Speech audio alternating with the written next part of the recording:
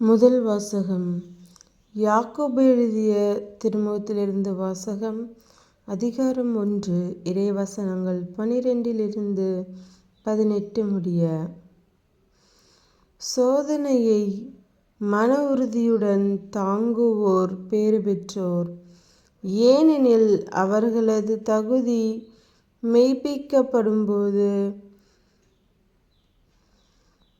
தம்மீது அன்பு கொள்வோருக்கு கடவுள் வாக்களித்த வாழ்வாகிய வெற்றி வாகையினை அவர்கள் பெறுவார்கள். சோதனை வரும்போது இச்சோதனை கடவுளிடமிருந்து வருகிறது என யாரும் சொல்லக்கூடாது. ஏனெனில் கடவுள் தீமையின் தூண்டுதலுக்கு உள்ளாவதில்லை, அவரும் எவரையும் சோதிப்பதில்லை. ஒவ்வொருவரும் தம் சொந்த தீய நாட்டத்தினாலேயே சோதிக்கப்படுகின்றனர். அது அவர்களை கவர்ந்து மயக்கி தன்வயப்படுகிறது. பின்னர் தீய நாட்டம் கருக்கொண்டு பாவத்தை பெற்றெடுக்கிறது. பாவம் முழு வளர்ச்சி அடைந்து சாவை விளைவிக்கிறது. என் அன்பார்ந்த சகோதர சகோதரிகளே, ஏமாந்து போக வேண்டாம். நல்ல கொடைகள் அனைத்தும் நிறைவான வரமெல்லாம் ஒளியின் பிறப்பிடமான விண்ணக தந்தையிடமிருந்தே வருகின்றன. அவரிடம் எவ்வகையான மாற்றமும் இல்லை. அவர் மாறிக்கொண்டிருக்கும் நிழல் அல்லர். தம் படைப்புகளுள் நாம் முதற்கனிகளாகும்படி உண்மையை அறிவிக்கும் வார்த்தையால் நம்மை ஈன்றெடுக்க அவர் விரும்பினார். ஆண்டவரின் அருள்வாக்கு. இறைவா உமக்கு நன்றி.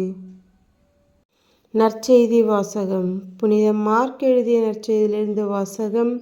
அதிகாரம் 8, இறைவசனங்கள் 14 21 முடிய. சீடர்கள் தங்களுக்கு தேவையான அப்பங்களை எடுத்துச் செல்ல மறந்துவிட்டார்கள். படகில் அவர்களிடம் ஓர் அப்பம் மட்டுமே இருந்தது. அப்பொழுது இயேசு பரிசேயருடைய புளிப்பு மாவையும் ஏரோதுவின் புளிப்பு மாவையும் குறித்து மிகவும் கவனமாயிருங்கள் என்று அவர்களுக்கு கட்டளையிட்டார். அவர்களோ, நம்மிடம் அப்பம் இல்லையே என்று ஒருவரோடு ஒருவர் பேசிக்கொண்டிருந்தார்கள். இதை அறிந்த இயேசு அவர்களை நோக்கி, நீங்கள் உங்களிடம் அப்பம் இல்லை என ஏன் பேசிக்கொள்கிறீர்கள்? இன்னுமா உணராமலும் புரிந்து கொள்ளாமலும் இருக்கிறீர்கள்? உங்கள் உள்ளம் மழுங்கியாய் போயிற்று. கண்ணிருந்தும் நீங்கள் காண்பதில்லையா? காதிருந்தும் நீங்கள் கேட்பதில்லையா?